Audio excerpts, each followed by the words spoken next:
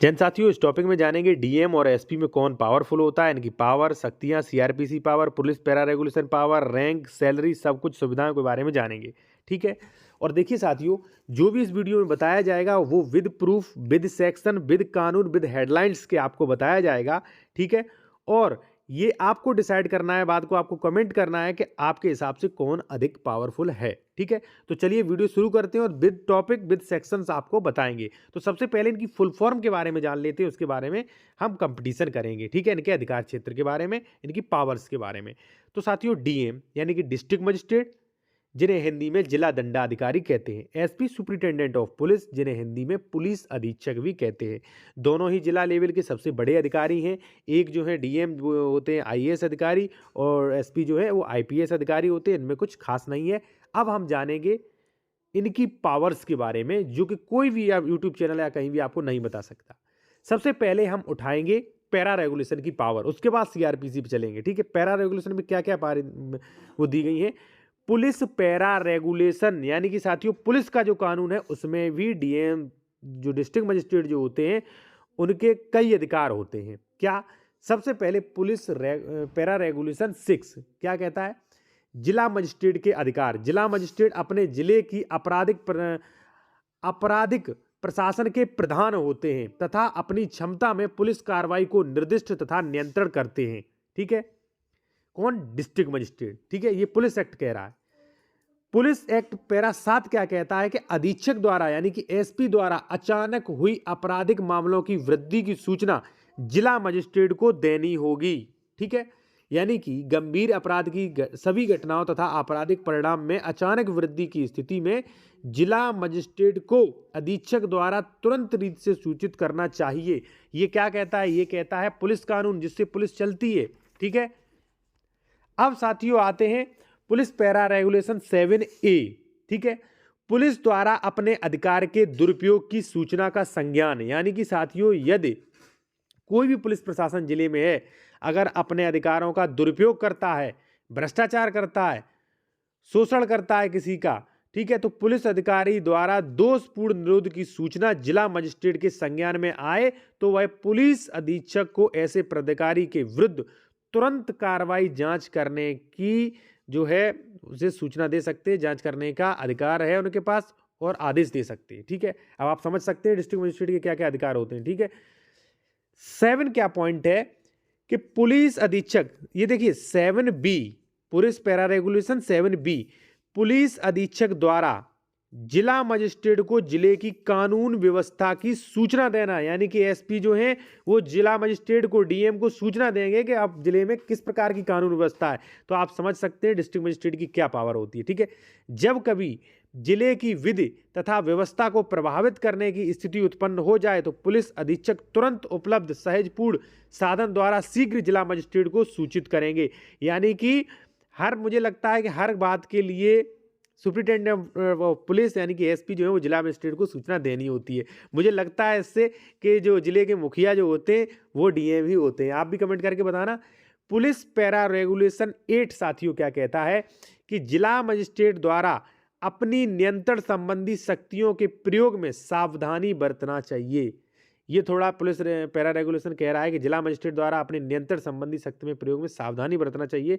जिला मजिस्ट्रेट को नियंत्रण संबंधी शक्तियां जो हैं संचालन ऐसे सभी कृत्यों को अपवर्जित रखना चाहिए जो अधीक्षक के प्राधिकार को स्थगित करते हैं। यानी कि थोड़ा कम ही, मतलब मान लीजिए जिला मजिस्ट्रेट को कई पावर हैं तो ऐसा कोई अधिकार नहीं यूज करना चाहिए जिससे अधीक्षक जो है, एसपी जो है, उनको कहीं असमंजसता उत्पन्न हो, दोनों लोगों को मतभेद उत्पन्न नहीं होनी चाहिए। ये कह रहा है सेक्शन 8। ठीक है। पैरा।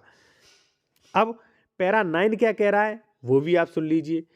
पैरा 9 कहता है पुलिस रेगुलेशन का पैरा 9 कि जिला मजिस्ट्रेट द्वारा थाने का निरीक्षण, यानी कि डीएम चाहेंगे तो प्रत्येक वित्तीय वर्ष के दौरान जिला मजिस्ट्रेट को सामान्य रूप से एक बार प्रत्येक पुलिस थाने का निरीक्षण करना चाहिए, किंतु उन जिलों में जहां एक अतिरिक्त जिला मजिस्ट्रेट है तैनात है वहां जिला मजिस्ट्रेट, देखिए ऐसा है, डीएम को एक बार, पुलिस पैरा रेगुलेशन कहता है डीएम को एक बार थानों का निरीक्षण भी कर सकता है। यानी कि डिस्ट्रिक्ट मजिस्ट्रेट से थाने भी दूर नहीं है, वो थाने का भी निरीक्षण कर सकते हैं। क्योंकि देखिए स्कूल का भी कर सकते हैं, बैंक का भी कर सकते हैं। मैं कह रहा हूँ सीधा मुखिया है वो, जिले में ऐसी कोई चीज़ नहीं है जिसका निरीक्षण डीएम नहीं कर सकते, चाहे अस्पताल, चाहे स्कूल, चाहे डिग्री कॉलेज, चाहे वो थाना हो, चाहे वो तहसील हो, कुछ भी हो, डीएम से कुछ भी नहीं बचता। मुझे लगता है वो मुखिया है, ठीक है? जबकि पुलिस पैरा रेगुलेशन में उन्हें इतनी पावर दी गई है। अब साथियों क्या, एक चीज़ और देख लीजिए आप, पुलिस पैरा रेगुलेशन 11 क्या कहता है? लोक जमाओं तथा जुलूसों का विनियमन, ठीक है? इसमें ये कहा गया है कि अधीक्षक यानी कि एसपी या सहायक अधीक्षक की शक्तियों का प्रयोग जिला मजिस्ट्रेट के नियंत्रणाधीन किया जाना चाहिए। यानी कि आप करिए तो, लेकिन डीएम के नियंत्रण के अधीन करिए आप प्रयोग, ठीक है? जैसे मान लीजिए 144 लगाना है, और ने मान लीजिए, देखिए डीएम को कई पावर होती है, गुंडा एक्ट लगाना है, ठीक है, रासुका लगाना है, 144 लगाना है, लॉकडाउन लगाना है, कर्फ्यू लगाना है, ठीक है? ऐसी तमाम चीज़ें वो होती हैं। और देखिए ये जो है जमानत देना, गिरफ्तार करना, ये बाकायदा अदालत लगाते हैं, ठीक है? ये तो हो गई डीएम की पावर साथियों। अब लगभग महानगर क्षेत्र को छोड़ के, जहां महानगर क्षेत्र को छोड़ के डीएम और कलेक्टर एक ही होते हैं, यानी कि अब उस व्यक्ति पे डीएम की भी पावर है और कलेक्टर की भी पावर है। अब साथियों कलेक्टर की पावर अगर इसमें और ऐड कर दी जाए तो वो व्यक्ति है बहुत ज़्यादा पावरफुल हो जाता है। कलेक्टर की पावर में क्या क्या आता है? जब उसे कलेक्टर की पावर, वही कलेक्टर भी वही होता है, तब वो क्या करेगा? मेड़बंदी है, बंटवारा है, दाखिल खारिज है, तमाम रेवेन्यू संबंधी मामले जो हैं उन्हें सुनेंगे, विधिवत कोर्ट लगाते हैं, उन्हें सुनेंगे। अब देखिए ये पावर तो अलग ही है, डीएम की मजिस्ट्रेटी पावर एक अलग है, ठीक है? सीआरपीसी पावर एक अलग है, सीआरपीसी सेक्शन 20 में भी तमाम अधिकार दिए गए उन्हें, ठीक है? लेकिन एक जो कलेक्टर पावर होती है वो भी अलग होती है। कलेक्टर पावर क्या? कलेक्टर जो व्यक्ति होता है वो रेवेन्यू संबंधी सभी मामले देखता है, ठीक है? नहर में पानी छुड़वाना वगैरह जो भी है वो सब कुछ देखते हैं। जैसे मान लीजिए आपका बंटवारा का मैटर है, आप एसडीएम कोर्ट से हट गए, या मान लीजिए एसडीएम ने कोई बीच में आदेश कर गया, ठीक है, तो आप रिवीजन के लिए वहाँ पे कर सकते हैं। कलेक्टर के यहाँ पूरा विधिवत कोर्ट चलता है, ठीक है?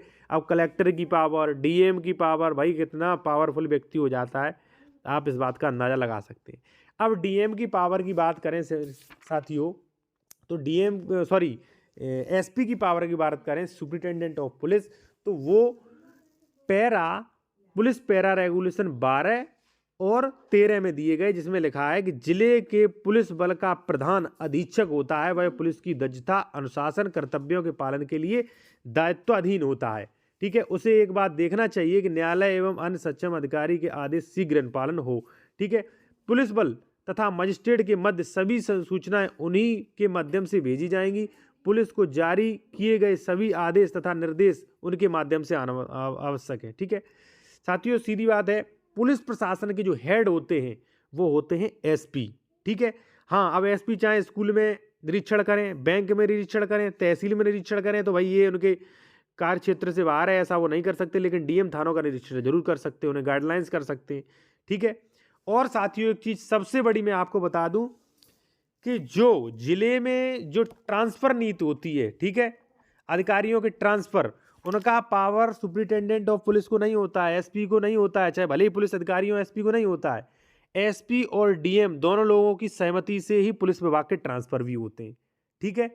उसमें एक ही लोग इन्वॉल्व नहीं होता, उसमें दोनों ही लोग इन्वॉल्व होते हैं, जिसका पुलिस पैरा रेगुलेशन 524 में जिक्र किया गया है। साथियों अगर वीडियो अच्छा लगा, वीडियो को लाइक करें, चैनल को सब्सक्राइब करें। और वीडियो बड़ा मेहनत से बनते हैं, जानकारी बड़ा मेहनत से इकट्ठा होती है, इसलिए आप लाइक करें, शेयर करें और सब्सक्राइब करें, बेल आइकन दबा दें। धन्यवाद।